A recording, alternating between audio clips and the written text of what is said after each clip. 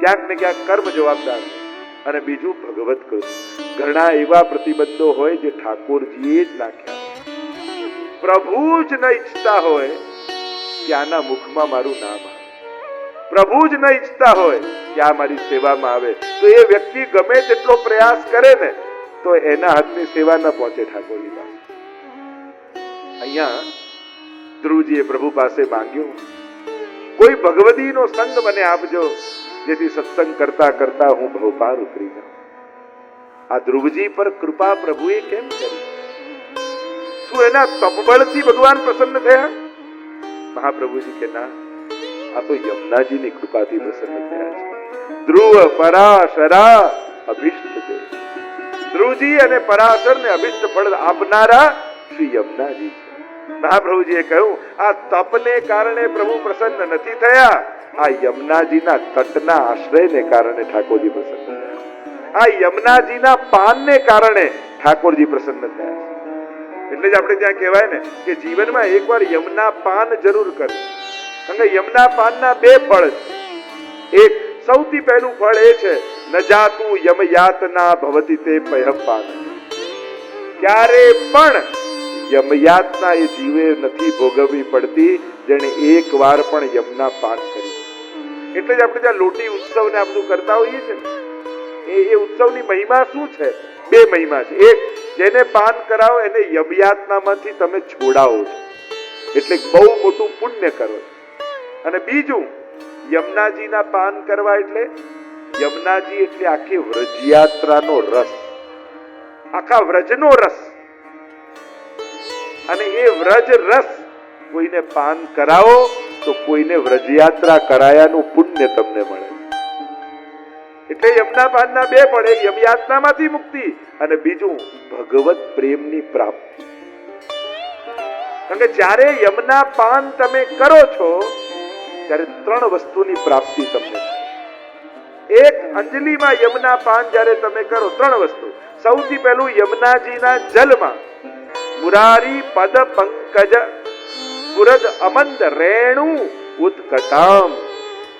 જ્યારે યમુના જલના પાન કરો ત્યારે કેવલ તમે જલ નથી પીતા, એમાં ભળેલા પ્રભુના ચરણની રજ એ પણ તમારી ભીતર જાય.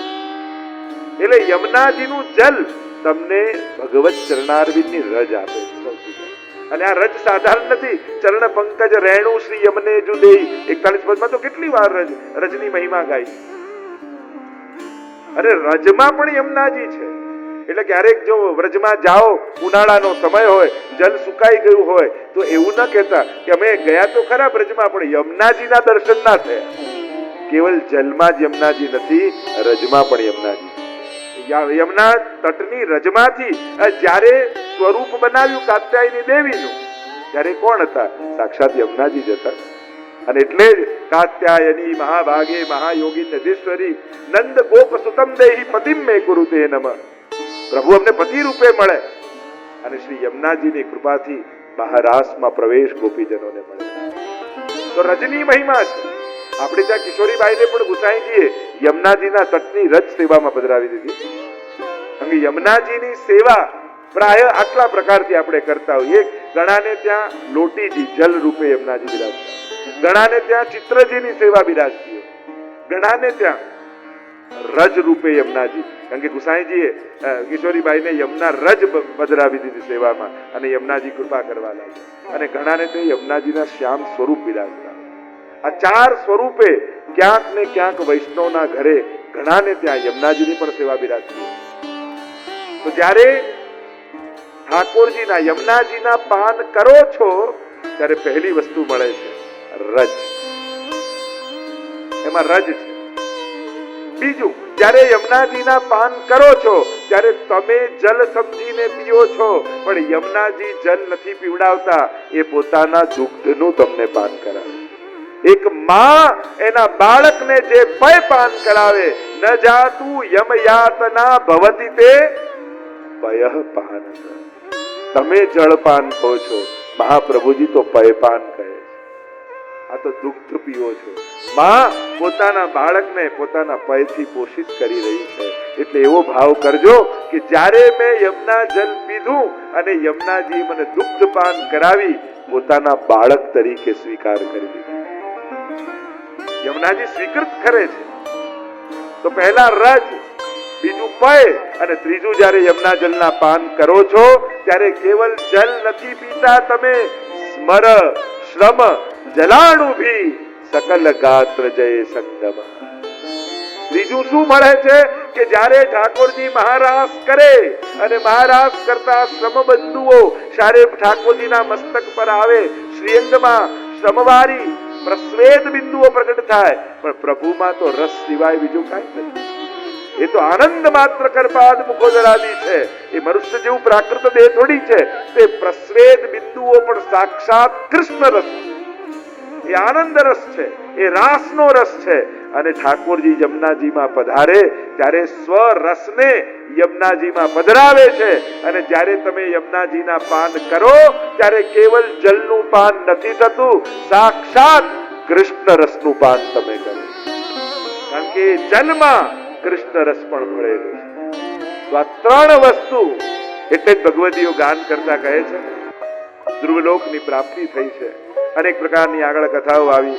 અહીંયા યક્ષોના સંહાર કર્યા છે, ઉત્તમનો વધ જ્યારે કરવામાં આવ્યો, લક્ષ્મણ ઝૂલા પાસે આવીને તપ કર્યું છે, અવાજ કરીને ગંગાજી વહેતા હતા અને શાંત થઈને વહેવા લાગ્યા. આગળ મૃત્યુના મસ્તક પર પગ મૂકી ધ્રુવજી ધ્રુવલોક પધાર્યા.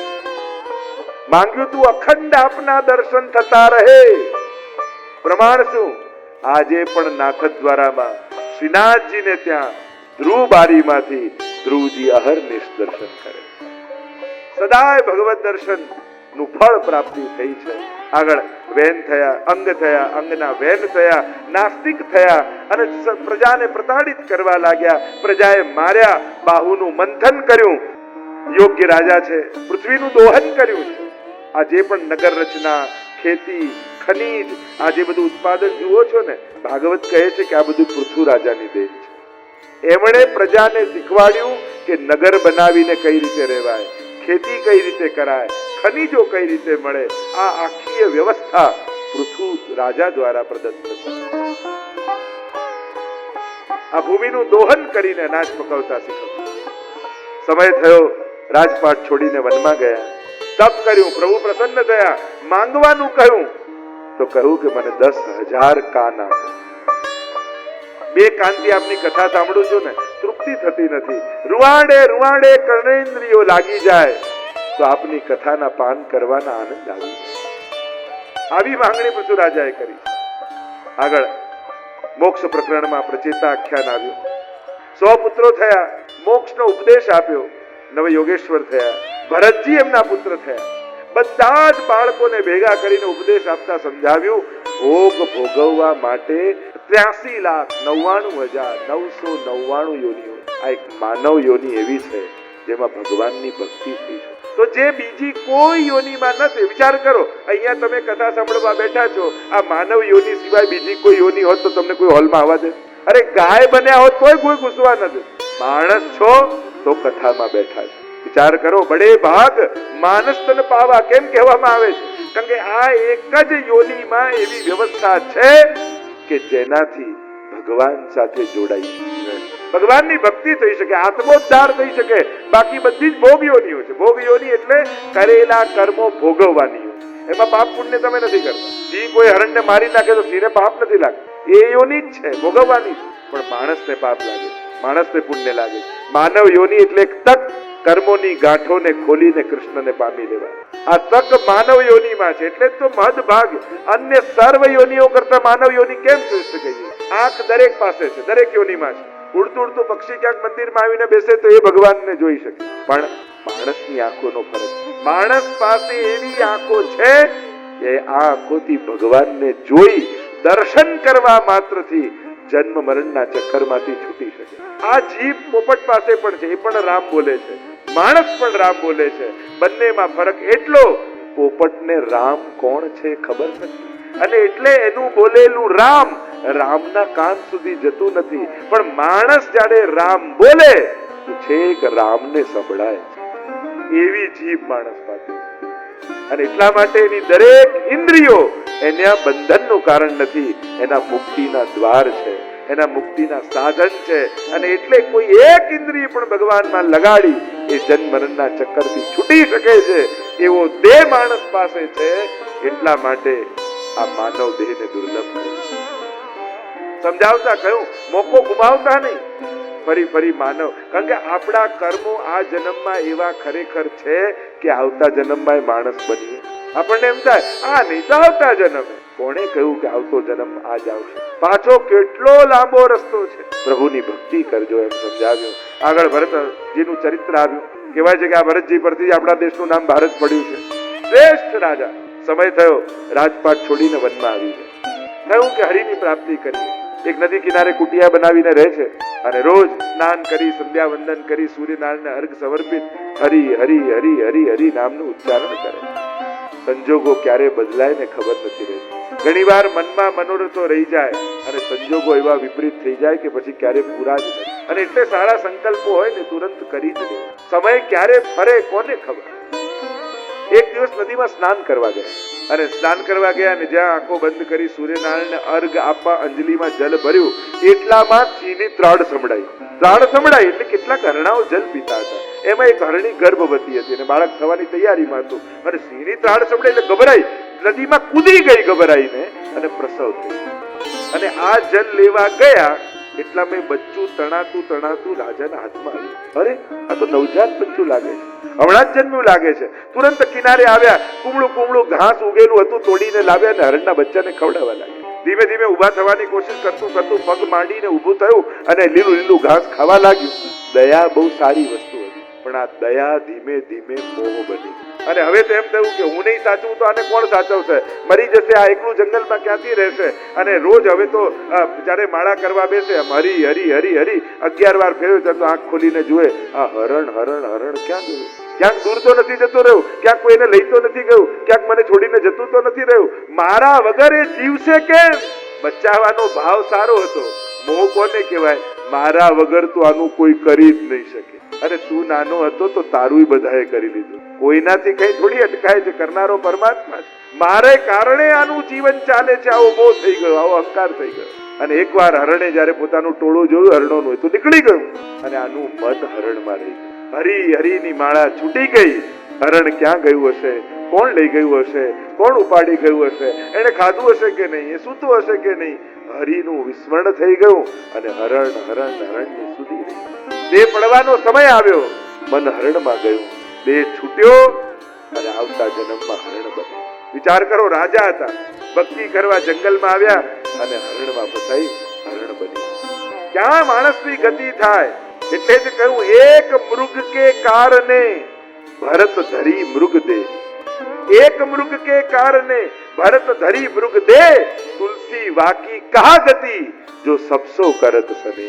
એક હરણમાં મન ગયું તો હરણ થયા. આપણું મન તો રોજ કેટલામાં જાય છે. વિચાર કરો શું ગતિ થશે આપણે. પણ પૂર્વ જન્મની સુધી રહી. અન્ન જળનો ત્યાગ કર્યો, હરણનો દેહ છોડી દીધો, બ્રાહ્મણ કુળમાં જન્મ થયો. પૂર્વ જન્મો યાદ છે એટલે થયું કે હવે મન ક્યાંય ફસાવા દેવું નથી. હવે તો સાક્ષી ભાવે તટસ્થ ભાવે જીવવું છે. આમ વિચાર કરી જડની જેમ રહેવા લાગે. એટલે ઘરના લોકો એને જડ ભરત કહેવા લાગે. આ તો સાવ જડ જેવો. જે કો એનો કશાનો વિરોધ નહીં. તું આ ઉચકીશ ભલે, તું આ કરીશ ભલે. ક્યાંય રાગ નથી ને ક્યાંય દ્વેષ નથી. એવું કઈ કરતો નથી. જાવ ખેતરમાં જઈને ચકલીઓને પંછીઓને ઉડાડ ખાઈ જાય છે બધું. અને એમનામાં તો એમને તો બધામાં ઈશ્વર દેખાય. અને ચકલીઓ ખાતી હોય અને ઉલટા એમ કે હજી ખાવ હજી ખાવ. અરે પરમાત્મા, આપ આ રૂપે આવ્યા મારું સ્વીકાર કરવા, લો ભોગ લગાવો. બધું ખાઈ જાય ને ઘરના લોકો કંટાળ્યા, આ કોઈ કામનો નથી, નીકળ અમારા ઘરે. ભરતજી કહે, જેવી ભગવાનની ઈચ્છા, જેવી એની મરજી. કશાનો વિરોધ નથી, કોઈના માટે રાગ દ્વેષ નથી. બધામાં ઈશ્વર દર્શન છે. નીકળ્યા છે એટલામાં રઘુગણ રાજાની સવારી આવી રહી. પાલખીમાં બેસીને રઘુગણ રાજા પૂર્વ દિશામાં કપિલ ભગવાનનો સત્સંગ કરવા જઈ રહ્યા છે. એટલામાં પાલખી ઉચકનારો એક કહાર બીમાર પડી ગયો. બીમાર પડી ગયો એટલે રાજાએ કહ્યું, જાઓ કોઈને ગોતીને લાવો, મારી સવારી આગળ કેમ જશે? અને શોધવા નીકળ્યા અને ભરતજી મળે. તું પાલખી ઉચકીશ? જેવી ભગવાનની ઈચ્છા. જોડાઈ ગયા પાલખીમાં. આગળ આગળ ચાલતા જાય પાલકી ઉચકીને આગળ આગળ જાય ને એમને તો બધામાં બ્રહ્મ ઈશ્વર દેખાય, એટલે કીડી મકોડાની હારમાળા રસ્તામાં દેખાય. એમને થયું ક્યાંક મારા પગ નીચે કોઈ આવી ન જાય, એટલે કૂદકો મારે એટલે પાલકી ઊંચી થાય, રાજાને માથા પર વાગે. એ ઠીક ચાલ, બરાબર ચાલ, ખબર નથી પડતી આમ ચાલે છે. ફરી હા હા મારા ઠીક છે પાછા સાચવીને ચાલે, પાછા કઈ કીડી મકોડા દેખાય એટલે કૂદકો લગાવે. 3 વાર આમ થયું એટલે રાજાનો પિત્તો ગયો. ઊભી રાખ. નીચે ઉતર્યા. આ બહુ તું દુબળો પાત્રો છે, તારાથી ચલાતું નથી, ઉચકાતું નથી. જેમ તેમ અપશબ્દો બોલવા લાગ્યા. ત્યારે ભરતજીને થયું કે હવે પરિચય કરાવવો જોઈએ. મહારાજ, આ દુબળો, જાડો, ગોરો, કાળો આ બધા તો દેહના ધર્મો છે, હું તો આત્મા છું. જ્યારે આ શબ્દ સાંભળ્યા અવાક બની ગયો રાજા. આ કોઈ સાધારણ વ્યક્તિ નથી લાગતો, આ કોઈ મહાપુરુષ લાગે છે. પગે પડી હાથ જોડીને કહ્યું કે આપ કોણ છો, આપનો પરિચય કરાવો. અને ત્યારે કહ્યું કે હું ભરત રાજા હતો, હરણમાં મન ગયું, હરણની ગતિ થઈ, પુનઃ જડ ભરત બનીને જીવું છું. અનેક પ્રકારના પ્રશ્નોત્તરીઓ થઈ છે, સત્સંગ થયા છે, ભવાટવીનું વર્ણન કર્યું, ભરતવંશના રાજાઓનું વર્ણન આવ્યું, નવખંડ પ્લક્ષાદી દ્વીપોનું વર્ણન આવ્યું, 7 લોક 7 સમુદ્રનું વર્ણન કર્યું, સૂર્ય ચંદ્રની ગતિનું વર્ણન આવ્યું, નરકોનું વર્ણન આવ્યું. સમગ્ર જ્યોતિષ શાસ્ત્રનું પંચમ સ્કંદમાં વર્ણન આવ્યું. અને નરકોનું વર્ણન, કેટલા પ્રકારના નરકોને માણસ પાપ કરે ત્યારે કેવી રીતે પ્રતાડના નર્કમાં આપવામાં આવે છે. અને ત્યારે એને થયું કે માણસને પાપનો ડર નથી લાગતો કરવાનો, કેવા દુઃખ એને ભોગવવા પડે છે નર્કમાં, છતાંય પાપ આટલી મજાથી કરે. અને અહીંયા મન ખિન્ન થયું. પંચમ સ્કંદને વિરામ આપીએ.